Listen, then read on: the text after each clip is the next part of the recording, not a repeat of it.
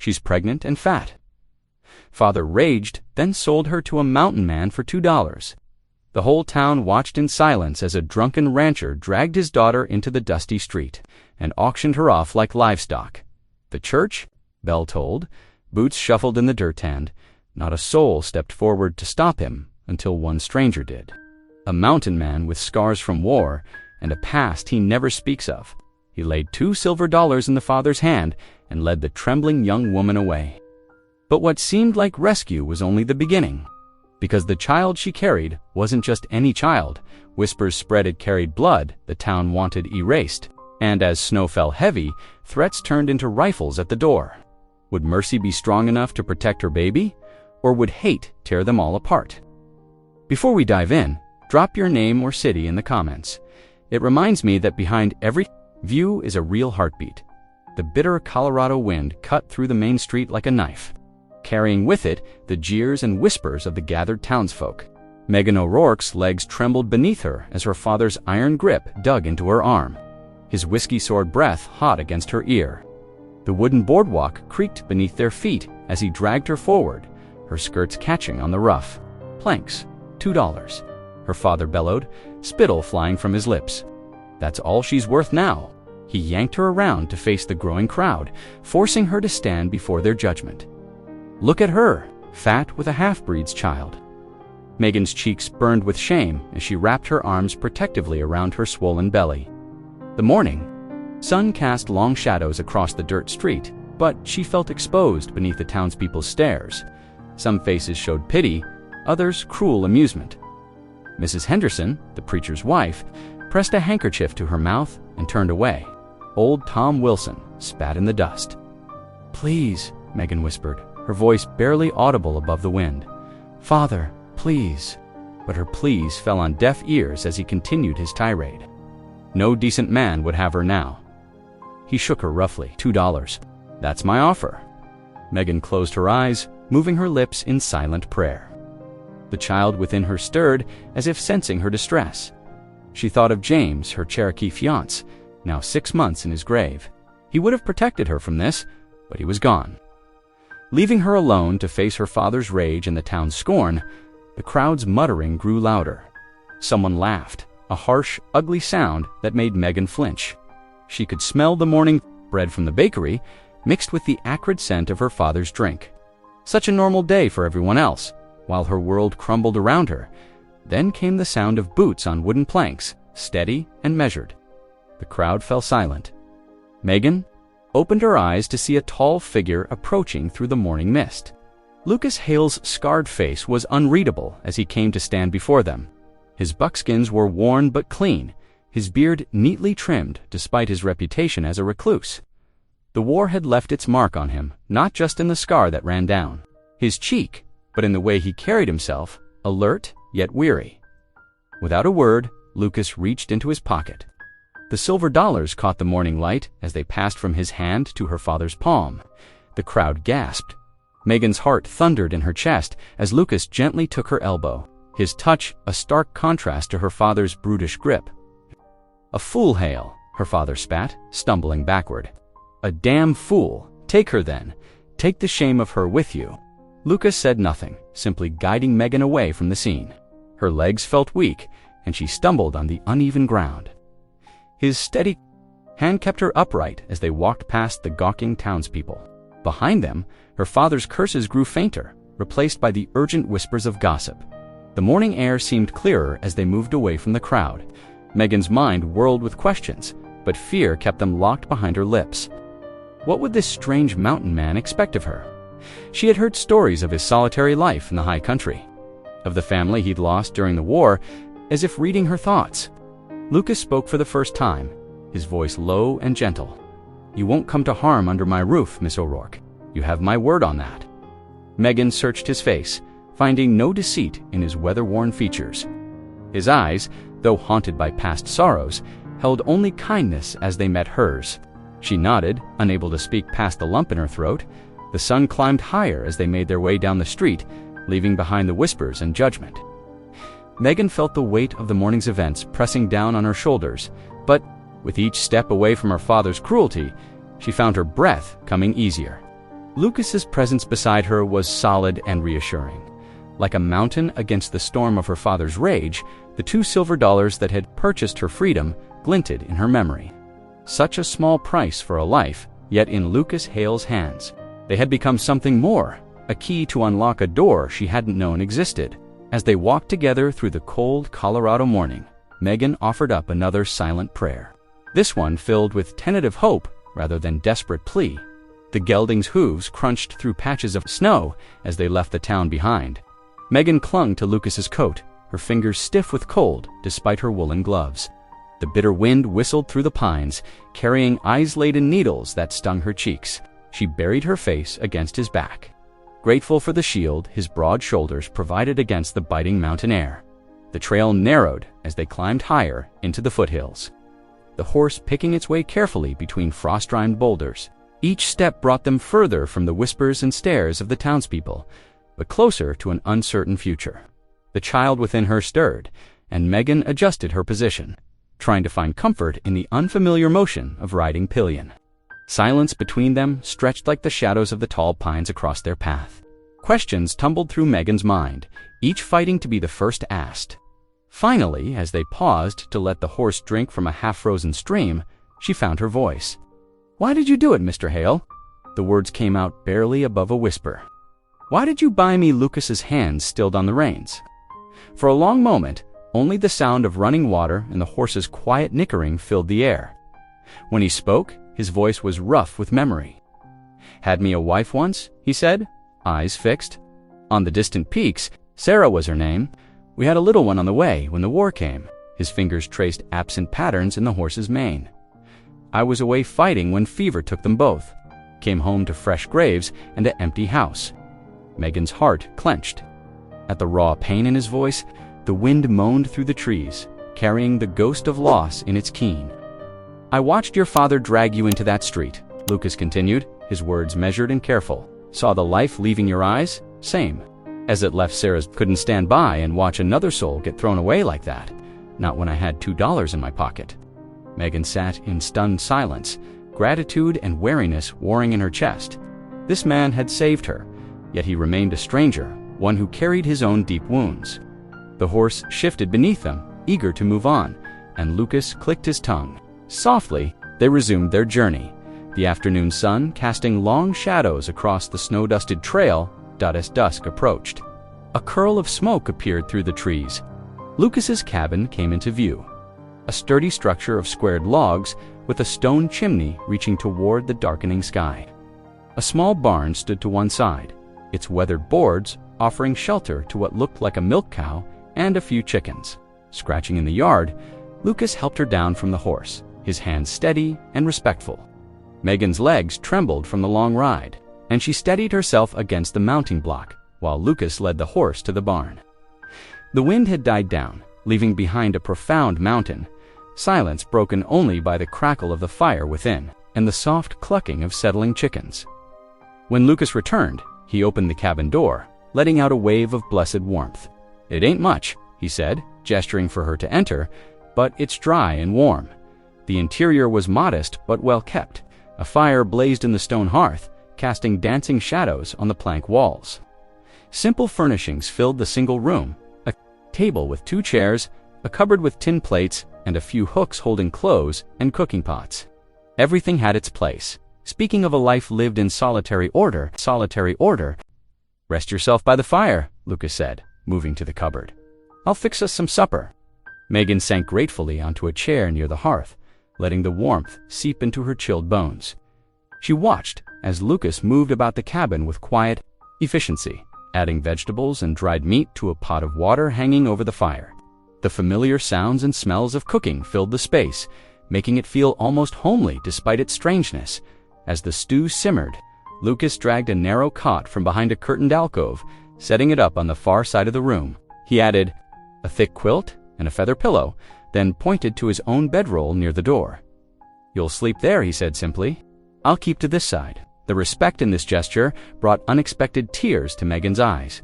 She blinked them away, whispering, a prayer of thanks for this sanctuary, however temporary it might prove.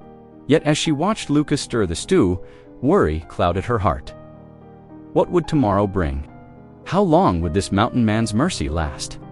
The fire popped and hissed, sending sparks up the chimney like golden stars. Outside, the last light faded. From the sky, leaving them in their pool of firelight, two strangers bound together by $2 and an act of unexpected kindness.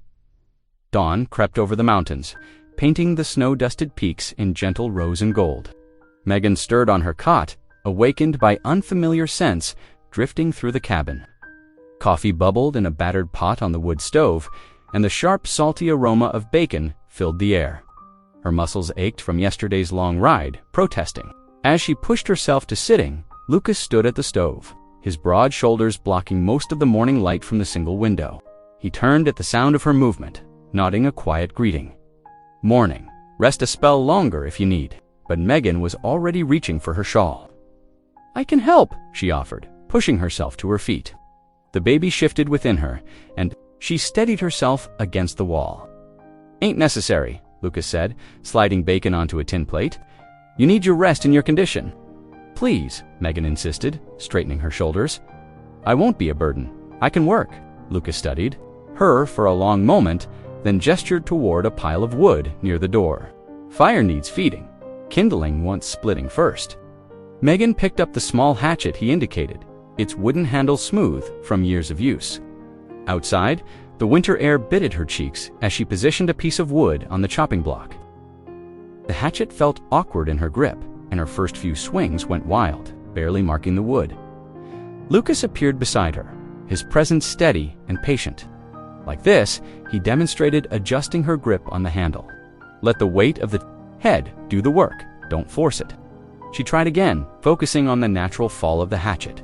The wood split with a satisfying crack.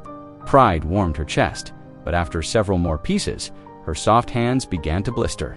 Still, she persisted, determined to earn her keep. Later, as morning melted into afternoon, they sat at the rough-hewn table with steaming cups of coffee. Lucas cleared his throat, his eyes careful. The child's father, he began gently. What happened to him? Megan's hands tightened around her cup. The question she'd been dreading had finally come. "His name was Joseph," she said, her voice barely above a whisper. "He worked on neighboring ranches, good with horses, the best I'd ever seen." She paused. Gathering courage, he was half Cherokee. Lucas's expression didn't change, but his eyes grew troubled. He waited for her to continue. "Father hated him on sight," Megan went on, her voice trembling. "But Joseph was kind and gentle. He asked for my hand proper, wanted to do right by me." Tears threatened, but she blinked them back. "Then the fever came through last spring, took him in less than a week." She pressed a hand to her swollen belly. "When Father realized I was with child, his rage knew no bounds. Said I'd brought shame on our name twice over, first by loving Joseph, then by carrying his baby.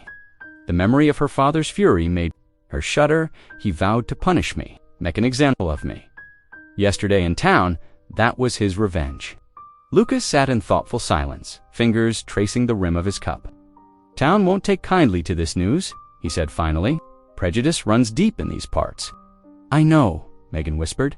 "Joseph told me how the Cherokee were treated, even those who tried to live peaceful with white folk." The afternoon light faded into dusk as they talked, shadows lengthening across the cabin floor. Lucas lit the oil lamp, its gentle glow making the space feel smaller, safer. They shared a simple supper of beans and cornbread, the familiar routine of eating bringing a strange sense of calm to Megan's troubled heart. Yet beneath, that calm worry churned. She knew the town's hatred of anything different, anything they didn't understand. Once word spread about her baby's heritage, even Lucas's protection might not be enough. Outside, an owl called into the gathering darkness, its lonely cry echoing off the mountainsides. Megan shivered, wondering what dangers lurked in the vast wilderness surrounding them, both from nature and from those who would wish them harm. The lamp flickered, casting dancing shadows on the walls. Megan watched them move like spirits dancing at the edge of her vision. In the morning, she would face whatever challenges came, but for now, she let herself be grateful for this moment of peace. This unexpected sanctuary with this quiet, honorable man. Morning light streamed through the cabin's window as Lucas pulled on his worn leather coat. He checked his rifle and slung it across his saddle horn. more from habit than expectation of trouble. The horse stomped impatiently in the fresh powder while Lucas secured empty saddlebags for the supplies he'd fetched from town. "Got stew on the fire," Megan said from the doorway, wrapping her shawl tighter against the chill. "Should stay warm till you return." Lucas nodded, gesturing to the impressive stack of split wood by the cabin wall. "Enough there to last you. Keep the door barred while I'm gone." He mounted up, gathering the reins. "Won't be more than a few hours." Megan watched him disappear down the trail, the horse's hoofbeats fading into the winter stillness. She returned to the warmth of the cabin, stirring the bubbling stew and adding another log to the fire. The familiar tasks kept her hands busy, but her mind wandered to darker thoughts. The sun had passed its peak when Lucas finally returned. Megan heard the horses approach and hurried to unlock the door. One look at Lucas's face told her something was wrong. His jaw was set tight, his eyes carrying a shadow she hadn't seen before. "What happened?" she asked, helping him unload the supplies. Lucas waited until they were inside before speaking. "Town's alive with talk," he said quietly, removing his coat. "Men at the mercantile, speaking none too soft about your situation." He paused, choosing his words carefully. "Once made threats about the baby, whence it comes." Megan's hand flew to her belly, fear clawing at her throat. "What kind of threats?" "Talk of dealing with the half-breed child," Lucas said, his voice hard with contained anger. "Drunk talk, maybe, but dangerous all the same." Megan sank into a chair, trembling. "They'd hurt an innocent baby." "Not while I draw a breath," Lucas said firmly.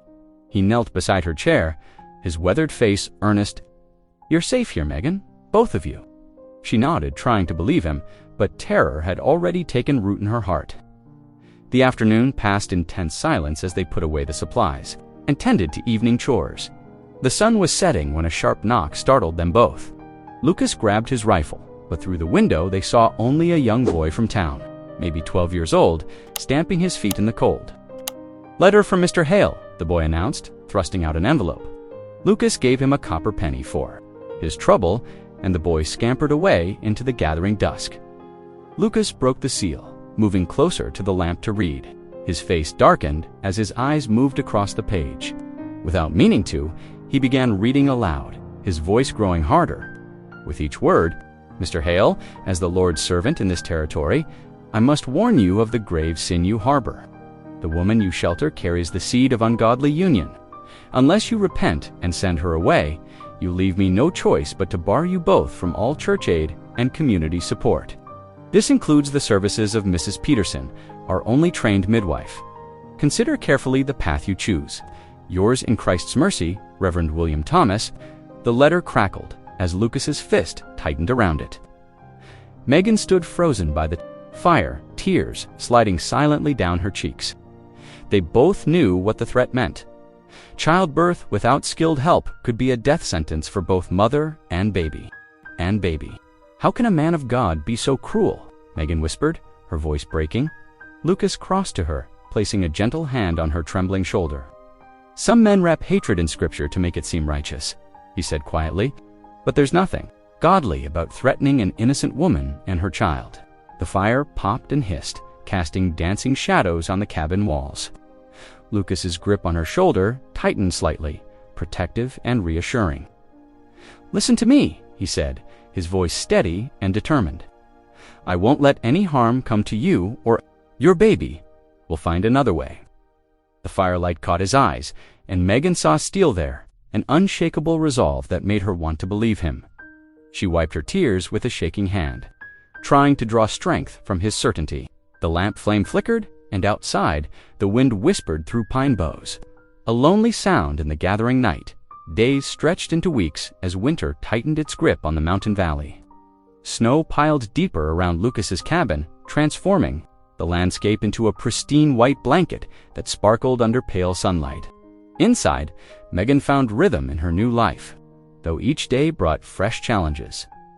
Lucas taught her the essentials of mountain living with patient guidance. He showed her how to bank the fire at night so embers would survive until morning, in which pieces of kindling caught fastest. When his shirts needed mending, she discovered she had a talent for neat stitching, her needle weaving stronger seams than the originals. "My mother taught me," she explained one evening, holding up a repaired sleeve for inspection. Said a woman who can mend clothes can mend most anything. Lucas nodded, a ghost of a smile touching his weathered face. She taught you well. The creek behind the cabin became Megan's daily challenge. Though Lucas had cleared a path through the snow, the steep bank made fetching water treacherous. She insisted on helping despite his concerns, determined to pull her weight. "Can't sit idle all day," she'd say, gathering the wooden pails, baby or no baby. But one gray afternoon, her determination proved costly. As Megan hefted the full buckets, up the creek bank, her feet slipped on hidden ice. The pails crashed down, water splashing across the snow as she stumbled forward. Her legs gave way beneath her, and she collapsed with a frightened cry. Lucas heard her from where he'd been chopping wood. He dropped his axe and ran, boots crunching through snow. Finding her crumpled by the creek, he knelt beside her, strong hands gentle as they helped her sit up. "Are you hurt?" His voice was rough with worry. Megan shook her head, though tears of frustration welled in her eyes. "Just my pride," she whispered, "and these useless legs of mine." "You need to mind your strength," Lucas said firmly, helping her stand. "The baby takes more than you know." That evening, after a simple supper of beans and cornbread, Megan sat by the fire, her hands resting on her swollen belly.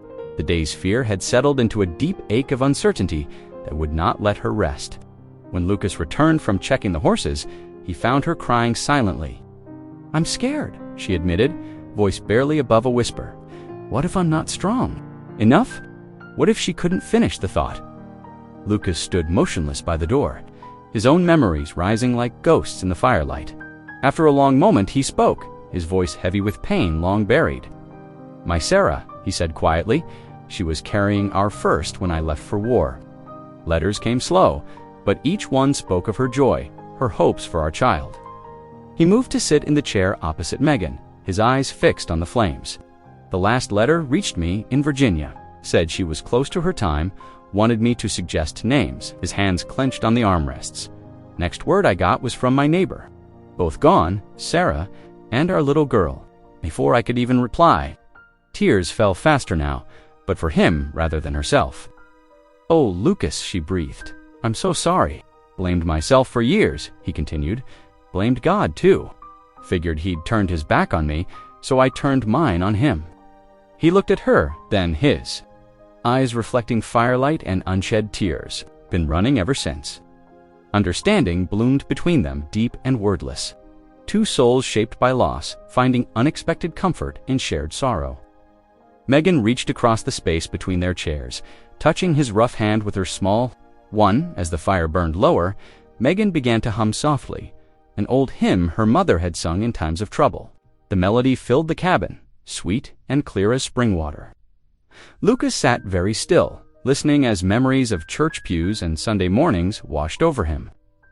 "Amazing grace," she sang quietly, "how sweet the sound that saved a wretch like me." The familiar words seemed to reach something long dormant in Lucas's heart. He closed his eyes, and for the first time since receiving that devastating letter in Virginia, he found himself forming words of prayer. Nothing elaborate, just a simple plea for protection, for guidance, for the strength to keep his promise to the woman whose voice had reminded him of grace. When the last note faded, the cabin felt different somehow, warmer despite the winter wind that rattled the windows. Megan wiped her eyes, managing a small smile. "My mother always said music speaks straight to the soul," she said softly. "Reckon she was right about that too." Lucas nodded, unable to speak past the tightness in his throat, but his eyes, when they met hers, held something new. A spark of faith rekindled, like the first star appearing in a darkened sky. January's bitter winds howled across the valley, driving snow into deep drifts against the cabin walls. Inside, Lucas stoked the morning fire, while Megan kneaded bread dough, her movements growing more confident with each passing day. The routine they had built felt almost natural now, like well-worn boots that had finally found their fit. Time. "You learned to ride," Lucas announced over breakfast, spreading honey on a thick slice of cornbread. "Can't have you stranded here if trouble comes." Megan's hands trembled slightly as she set down her cup. "Ride? In my condition." "Mule, gentle as a lamb," Lucas assured her. "Name's Bess." She'll take good care of you." Later that morning, Lucas led the dappled mule into the yard. Bess stood patient and calm while he helped Megan mount her swollen belly, making the task awkward. He showed her how to grip the reins, how to use her legs to guide the animal. "That's it," he encouraged, as Megan urged Bess forward. "Keep your back straight. Let her feel you're sure of yourself." Megan's first attempts were hesitant. She clutched the saddle horn too tightly, flinching at every step. But as minutes stretched into hours, her confidence grew. By afternoon, she could guide Bess in slow circles around the yard. "You're a natural," Lucas said, pride warming his voice. "Tomorrow, we'll try the trail to the creek." Over the next weeks, Lucas expanded her education beyond riding. He demonstrated how to set simple snares for rabbits, showing her the proper knots and placement. His calloused hands guided hers as she practiced, her determination evident in the furrow of her brow. "Like this?" she asked, holding up a completed snare. Nodded. "Perfect.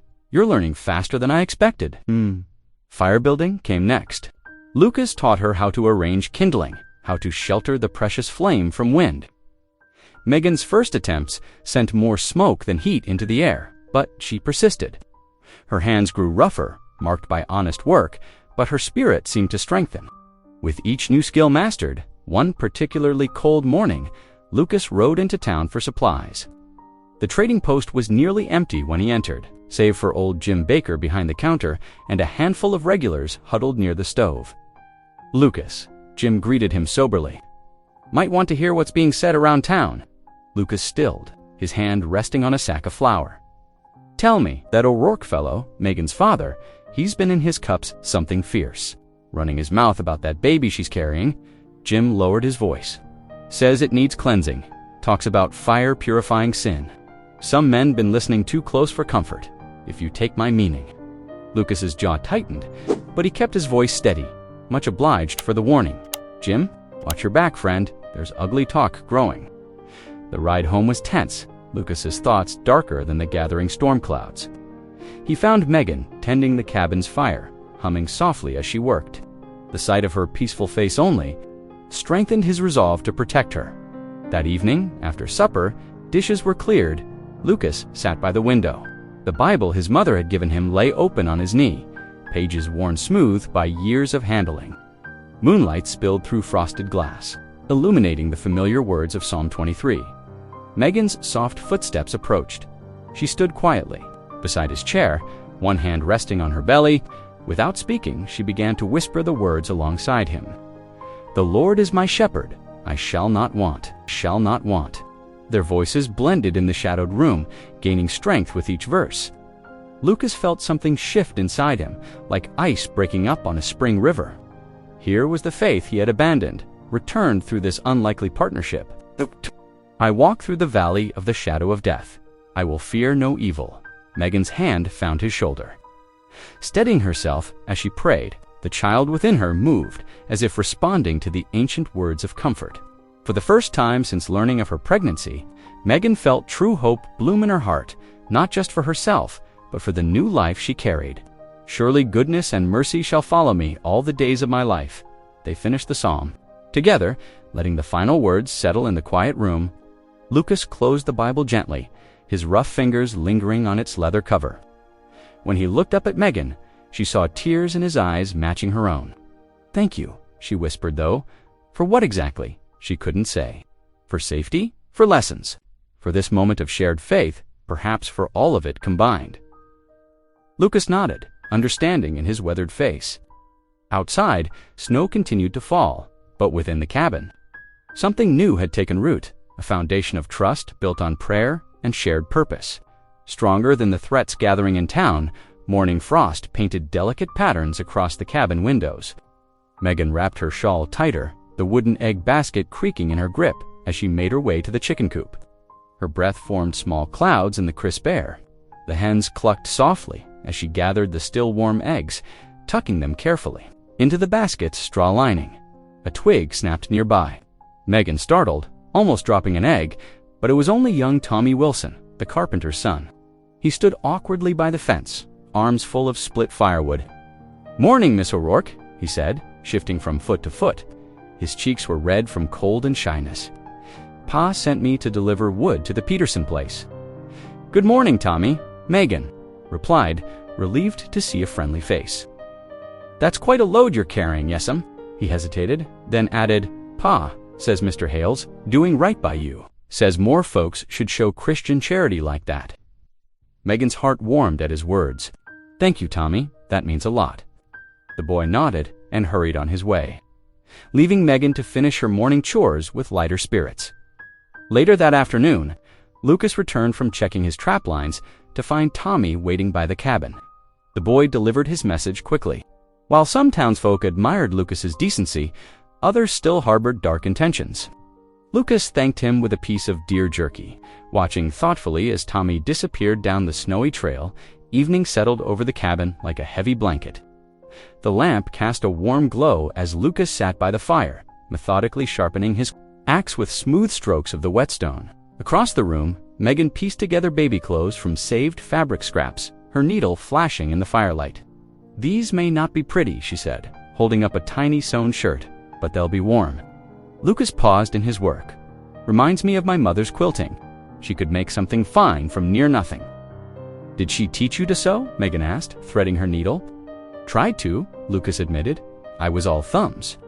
Ended up looking like a drunk bear had done the stitching. The image struck them both funny. Megan's laugh, clear and bright, filled the cabin. Lucas chuckled too, the sound rusty but genuine. For a moment, the room felt lighter, warmer somehow. Well, Megan said, wiping tears of mirth from her eyes, I reckon I won't ask you to help with the sewing then. Much obliged for that mercy, Lucas replied, still smiling as he returned to his sharpening. The peaceful moment shattered with the window. Glass sprayed across the floor as a rock crashed through, landing among the supper dishes. Megan screamed, dropping her sewing. Lucas was on his feet instantly, rifle in hand. Stay back, he ordered, moving to the window. Nothing moved in the darkness. Outside, Megan's hands shook as she picked up the rock. A piece of paper was tied to it with twine. She unfolded it, then went pale as chalk. What does it say? Lucas asked quietly. We'll be back for the squaw brat. Megan's voice trembled. Her hands clutched protectively over her swollen belly. Lucas took the note, his face hardening as he read it. Without a word, he gathered boards and nails from his tool chest.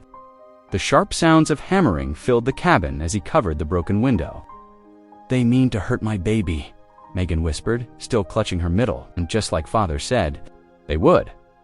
Lucas finished the last nail, then turned to her. Not all the town thinks that way. The Wilsons, the Bakers, there are good folks here too. But the others, Megan's voice trailed off. The others we'll deal with, Lucas said firmly.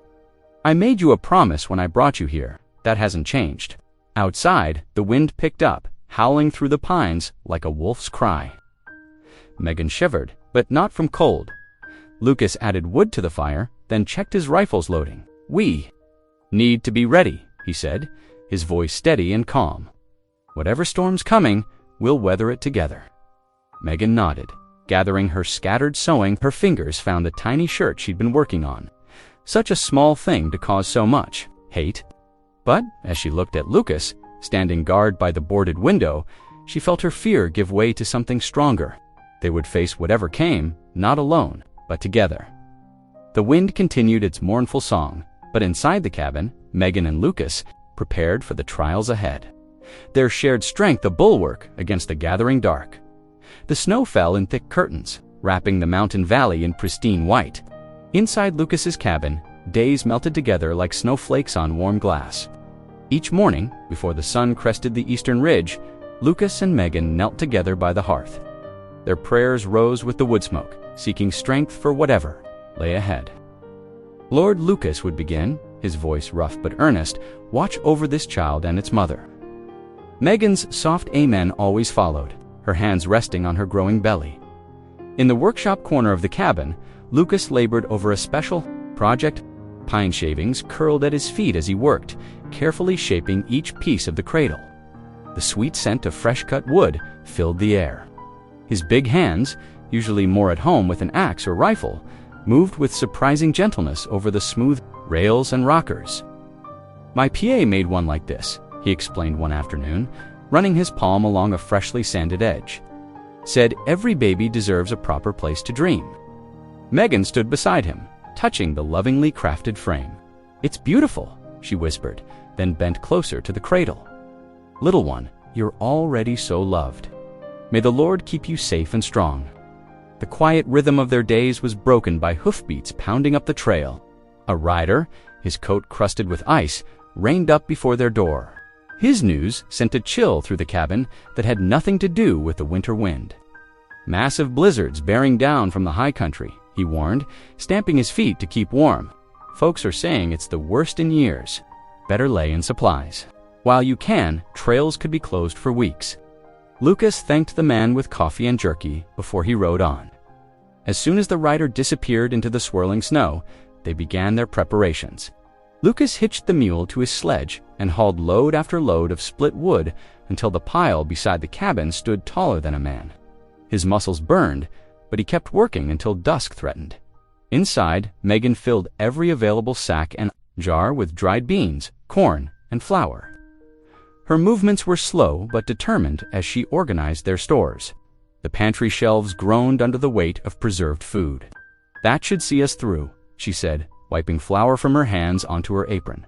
But her words ended in a sharp gasp. She clutched the edge of the table, face going pale. "Megan." Lucas crossed the room in 3 long strides.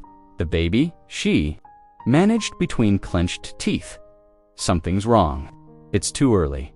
Lucas's heart hammered against his ribs. The town midwife was forbidden to them, and in this weather, he helped Megan to her bed, mind racing. There was only one choice left, the Cherokee midwife, he said, tucking a blanket around Megan's shoulders. "She's known for her skill. The reservation's closer than town." But the storm, Megan gripped his hand as another pain racked her body. "I'll find her." Lucas's voice held more confidence than he felt. "Just hold on, both of you." He gathered his warmest clothes and checked his rifle. The storm howled outside like a hungry wolf, but he had no choice. Megan needed help, and soon, Megan called as he reached the door. Her face was drawn with pain and fear. "Please, hurry back. Hurry back." Willie met her eyes steadily. "Keep praying. I'll bring help." The bitter cold hit him like a physical blow as he stepped outside, snow whirled in blinding sheets already deep enough to reach his knees. In the barn, his horse nickered nervously. At the storm's fury, Lucas saddled him quickly, checking the cinch twice. There would be no room for mistakes in weather like this.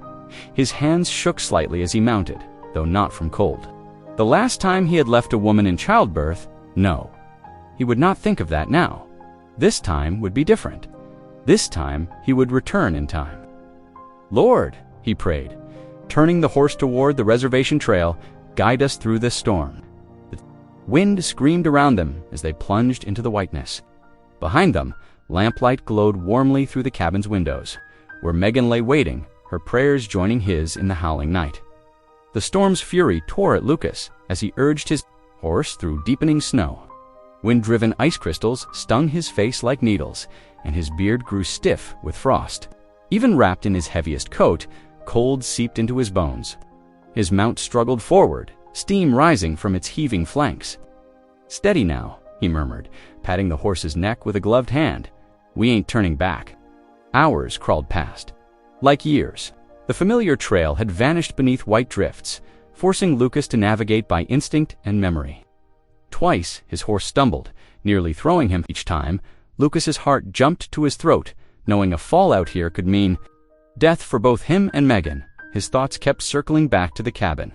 To Megan, lying there alone, the memory of another winter night, another woman in labor, tried to surface.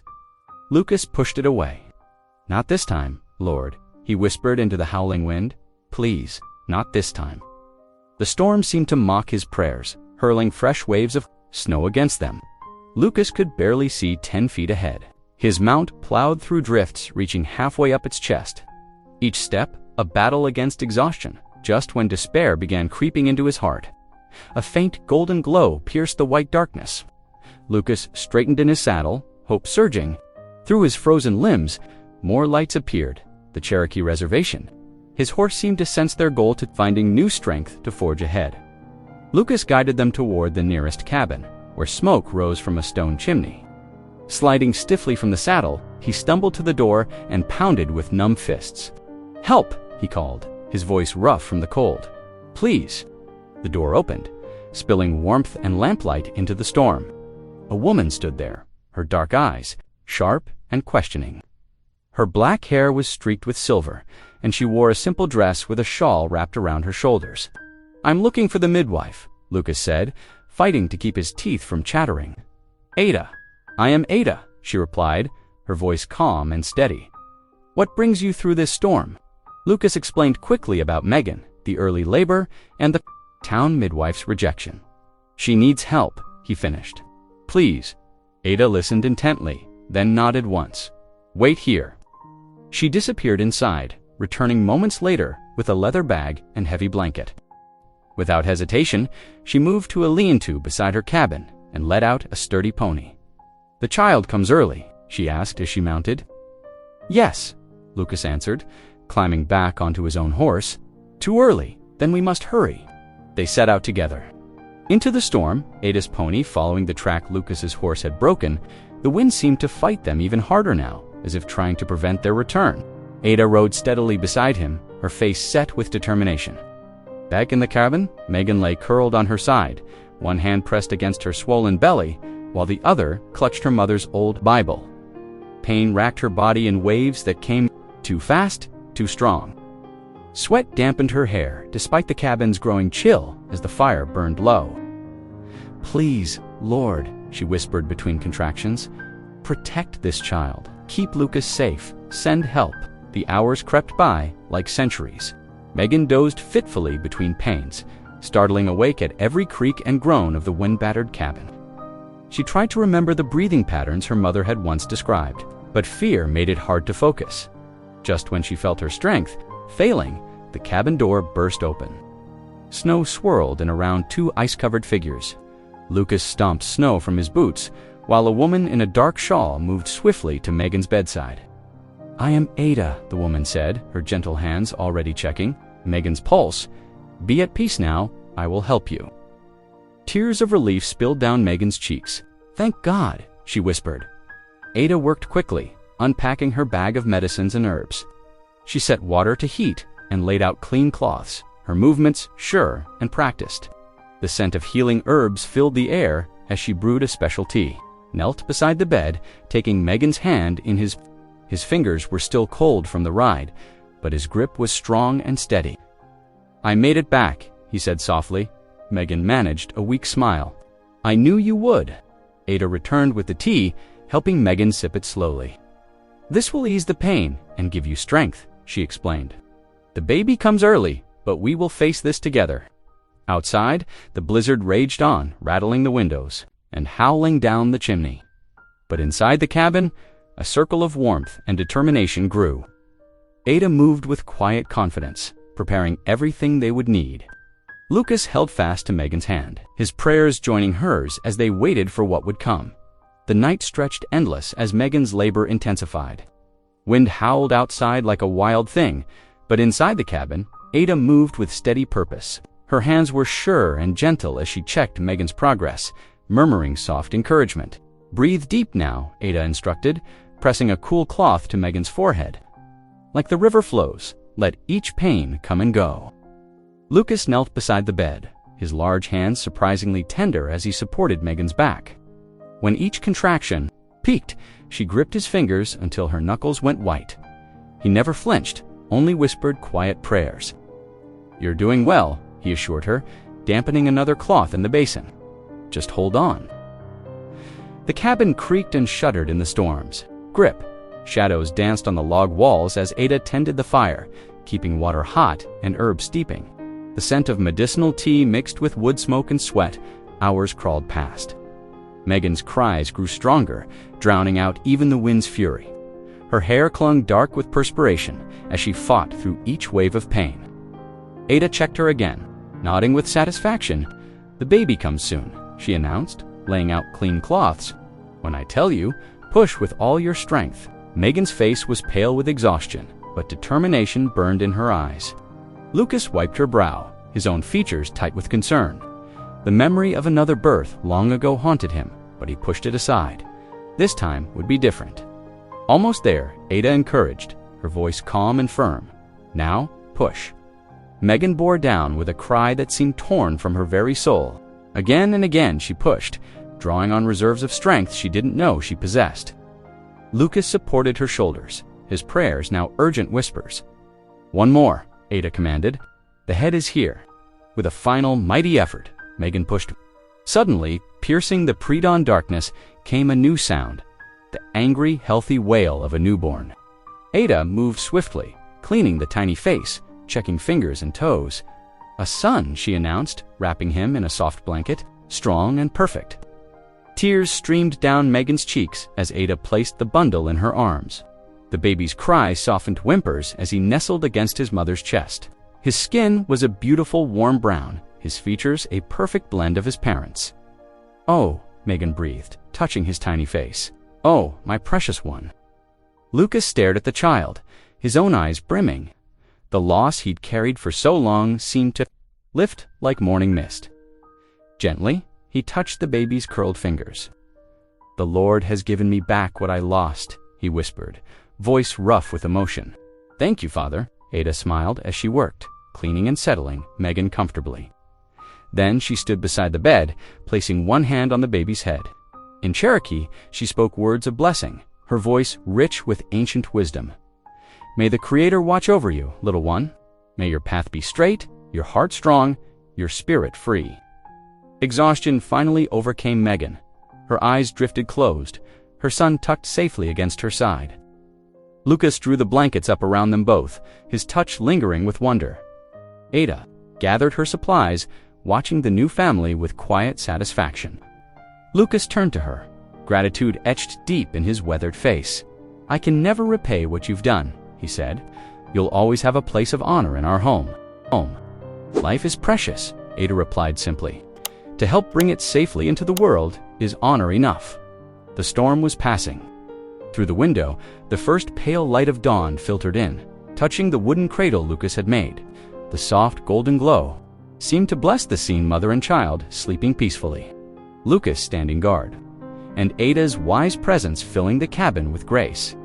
The morning dawned quiet after the storm, sunlight sparkling off fresh snow. Inside the cabin, Megan stirred from her exhausted sleep, her newborn son's soft whimpers drawing her to awareness. With tender care, she guided him to nurse, marveling at his tiny, perfect features. Ada moved about the cabin, gathering her medicines, pausing often to show Megan important remedies. She laid out dried herbs and explained their uses in her calm, steady voice.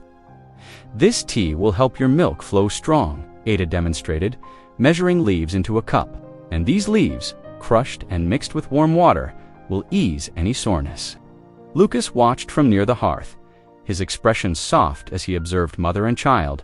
The peace of the morning felt like a blessing after the long night. "You're a natural mother," Ada praised, watching Megan handle the baby with growing confidence. "Remember what I showed you about swaddling. Keep him warm, but not too tight." As the sun climbed higher, Ada prepared to leave. She packed her medicines carefully, promising, "Send word if you need me. I will come." Megan thanked her with tears in her eyes, knowing she owed this woman her life and her son's. Lucas walked Ada to her horse, his gratitude evident in every gesture. The calm shattered mid-afternoon. The thunder of approaching hooves broke the silence.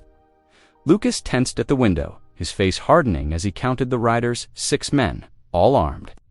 At their head rode Megan's father, his face twisted with rage, and beside him the preacher sat tall on a black horse. "Bring out that child!" Her father's voice boomed across the yard. "No mixed blood will taint this town." Megan clutched her son closer, her heart pounding. The baby stirred, but didn't wake. Tiny fingers curled against her chest. Lucas moved to the door, his shoulders straight. "Stay inside," he told Megan quietly. "Whatever happens, keep the boy safe." He stepped out onto the porch, empty hands raised to show he carried no weapon. The afternoon sun cast his shadow long across the snow. "That child doesn't belong here," the preacher declared, his voice sharp with righteous anger. "Hand it over, and we'll ensure it's raised proper, away from here." Oh? Lucas's response was firm, unwavering. The boy stays with his mother. This is his home. Rifles lifted, metal glinting in the winter light. Megan's father spat into the snow. "You're harboring sin under your roof, Hale," he snarled. "That half-breed bastard is an abomination.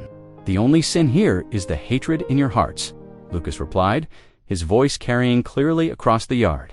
"This child is innocent. He's my family now, under my protection." The preacher's face darkened. "Then you leave us no choice. We'll burn you out if we must. By morning, that child will be gone from here, one way or another." Inside, Megan pressed her back against the wall, tears sliding silent down her cheeks. Her son suckled quietly, unaware of the danger. She whispered prayers, the words tumbling desperate from her lips. "Lord, protect us. Give us strength. Don't let them take him." The men spread out, encircling the cabin. The sun began its slow descent, shadows lengthening across the snow. Lucas remained on the porch, a steady guardian between the mob and his newfound family. Megan watched through the window as darkness crept closer. Her father's face, once so familiar, now seemed twisted into something unrecognizable by hatred. She thought of Lucas's quiet strength, his unwavering faith even in the darkest moments. Her own faith had been shaken so many times by her father's cruelty, by loss, by fear. But now, holding her son close in the gathering dark, she found herself trusting not just in God's mercy, but in Lucas's determination to protect them both. Night fell heavy over the mountain. The armed men built small fires, settling in to wait. Their circles of light dotted the darkness like malevolent stars, promising a long siege ahead. Inside the cabin, Megan laid her sleeping son in his cradle, touching his peaceful face with trembling fingers. Lucas moved silently through the room, checking windows, counting ammunition, his face grim but resolute in the lamplight. The sound of men's voices carried through the cold air, a constant reminder of the threat surrounding them. Megan's father's harsh laugh cut through the night like a knife. She shivered, but not from the cold. The faith she had clung to through her pregnancy, through the birth, would now be tested in ways she had never imagined. As she watched Lucas stand guard at the window, rifle ready, but prayer on his lips, she knew she had to trust in something larger than herself, in God's plan.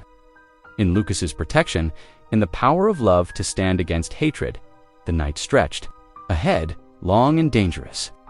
As the mob waited for Lucas to yield, night settled deep over the mountain cabin, bringing with it a bone-chilling cold that seeped through the log walls. Inside, the fireplace cast dancing shadows across worn floorboards, while Lucas sat in his wooden chair, watching Megan cradle their sleeping son. The infant's peaceful breaths contrasted sharply with the tension hanging thick in the air. Outside, the mob's campfires dotted the darkness like malevolent fireflies.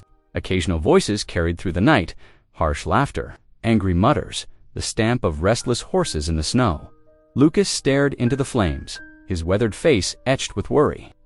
The weight of the moment pressed heavy on his shoulders, reminding him of darker times, of choices made in war that still haunted his dreams. "Fighting will only bring bloodshed," he whispered, his voice rough with emotion. "I've seen too many men die senseless deaths. I can't let that happen here." Megan looked up from the baby, her face pale in the firelight, but her eyes bright with determination. The infant stirred against her chest, tiny fingers curling around the edge of his blanket. "Then we must show them another way," she said softly. "Violence will only prove what they already believe about us, about my son." She touched the baby's cheek gently. "Christ taught mercy, not vengeance." Her words struck deep in Lucas's heart. Images of battlefield carnage flashed through his mind, the crack of rifles, men crying out, blood staining, snow crimson. He'd carried that burden for so long, letting it wall off his heart from God's grace. Closing his eyes, Lucas bowed his head. "Lord," he prayed, voice barely above a whisper, "give me strength to choose a better path. Help me protect this family." Without adding more blood to these hands, through the long hours, they kept vigil. Megan hummed quiet hymns to the baby, while Lucas tended the fire, each lost in prayer and memory. The night seemed endless, but finally, the eastern sky began to lighten with the first gray hints of dawn. Lucas stood, his decision made. "Me, the boy," he said gently to Megan. Fear flickered across her face, but trust won out. With trembling hands, she placed her son in Lucas's strong arms. The baby remained sleeping, swaddled tight against the morning chill. Whatever happens, Lucas promised, I'll protect him with my life. He stepped out onto the porch, cradling the infant close to his chest. The morning air bit sharp and cold. Frost glittered on bare tree branches, and thin wisps of smoke rose. From the mob's dying fires, men stirred at his appearance, rifles raising. Megan's father surged to his feet, face twisted with hate. The preacher stood apart, his black coat stark against the snow. Lucas's voice carried clear and steady across. The yard. Before you spill blood this morning, hear me speak. Something in his tone made them pause. Even Megan's father held his tongue, though his hands clenched white-knuckled on his weapon. I once had a wife, Lucas continued, looking each man in the eye, and a child I never met. While I was away fighting, they died, my Sarah, struggling to birth our son. I wasn't there to help them, to hold them, to say goodbye. The baby stirred, making small sounds against his chest. Lucas gentled his voice. I carried that grief like a stone in my heart. Let it wall me off from God's mercy, from human kindness. But the Lord wasn't finished with me. He looked down at the infant in his arms. He led me to protect this child and his mother. To remember that every life is sacred, no matter what blood flows in their veins. Morning light strengthened, painting the snow in pale gold. The armed men shifted uneasily, some lowering their rifles. The preacher's hands trembled on his weapon. This boy is innocent, Lucas declared. If you mean to take him, you'll have to shoot through me first. But know that his blood and mine will cry out to heaven against you. Silence fell heavy as snow across the yard. No one moved, no one spoke. The only sound was the baby's soft cry, piercing the stillness like a bell of judgment. The men glanced at each other, then at their feet. Some looked ashamed. Others seemed lost in memory, perhaps of their own children, their own losses. The preacher's rifle barrel dipped toward the ground, his righteous anger crumbling in the face of Lucas's quiet faith. Megan watched from the doorway, her heart pounding. The moment stretched taut as a bowstring, waiting to see if mercy or violence would win the day. Stopping here as instructed, since all outlined events have been covered in detail, Lucas sharing his story of loss, choosing mercy over violence, confronting the mob with faith rather than force. And the mob's initial wavering response, one by one, the rifles lowered like falling leaves. The morning sun cast long shadows across the snow as the men's faces softened, their anger giving way to something deeper, shame perhaps, or recognition of their own buried humanity. The preacher's hands trembled as he let his weapon drop. Tears glistened in his eyes as he stepped forward, his black coat dusted with frost. My heart, he said, voice breaking. It has grown hard as stone these past years. I forgot the teachings of grace I once held dear. He looked at the baby in Lucas's arms, then away quickly. The Lord forgive me for this darkness I carried. Several men turned away, unable to meet Lucas's steady gaze. They trudged through the snow toward their horses, heads bowed low. Their departure felt like a weight lifting, like storm clouds breaking.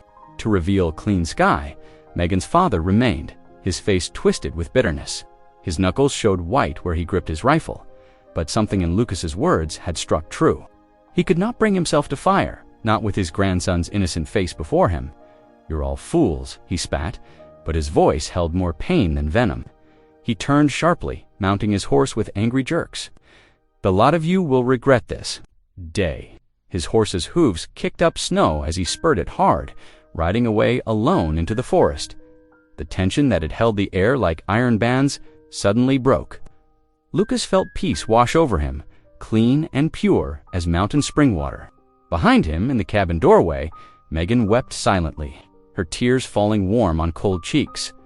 Neighbors who had stood with the mob now approached hesitantly. Some offered awkward words of support, others simply nodded in quiet acknowledgement. Old Martha Jensen stepped forward with a bundle wrapped in cloth. Baby blankets, she murmured. My Thomas outgrew them last summer. Her weathered face creased in a gentle smile. That little one will need warm wrapping in this mountain air. By afternoon, the yard stood empty save for trampled snow and dying campfires. The threat that had loomed so large dissolved like morning mist, leaving behind a strange new feeling of acceptance.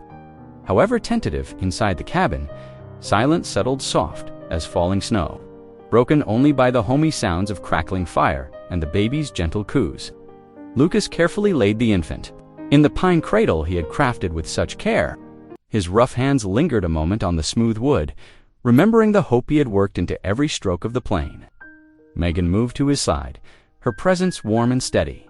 She slipped her hand into his, fingers intertwining like a promise.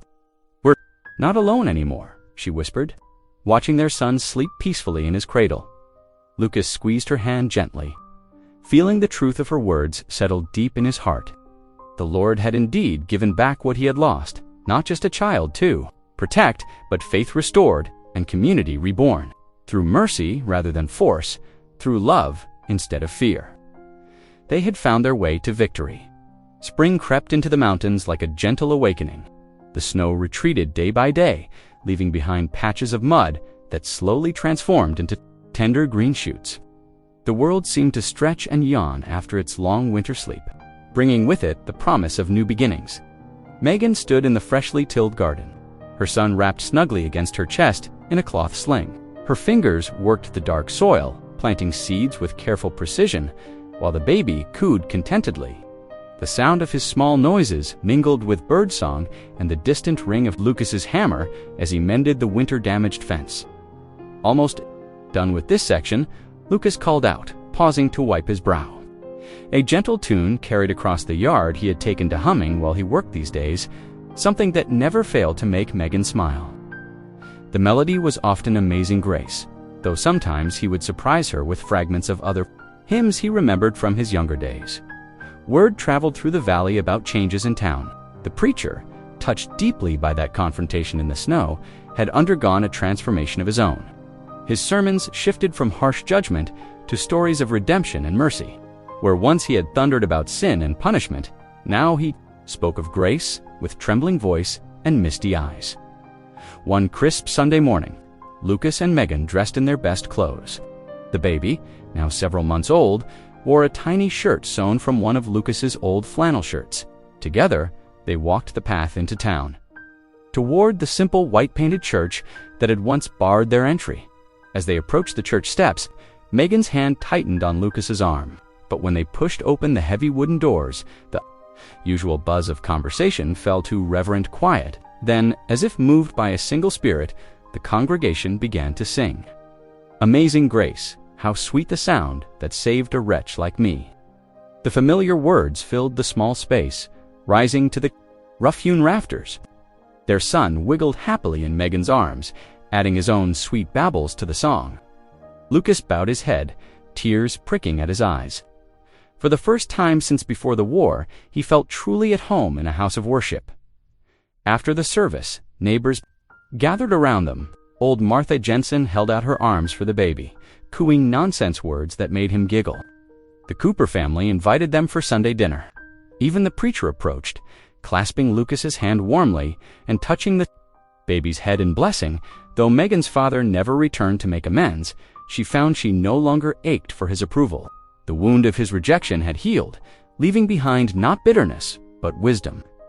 She had found something far more precious, a family built on choice and love rather than mere blood, and faith in a God who specialized in mending broken lives. That evening, lamplight spilled from their cabin windows, golden against the deepening dusk. Inside, Lucas rocked their son while Megan prepared supper, her clear voice lifting in song. The cabin that had once sheltered only grief now rang with laughter, filled with the warm light of hope and the quiet certainty of love proven stronger than hate. Their home had become a sanctuary, not just for themselves, but for all who sought acceptance. It stood as testament to the power of mercy to transform lives and the strength found in choosing love over fear, faith over doubt, and forgiveness over vengeance. If you believe stories can heal, lift, and connect us, this channel is for you. Thanks for being here. Hit subscribe, and I'll meet you again tomorrow with something real.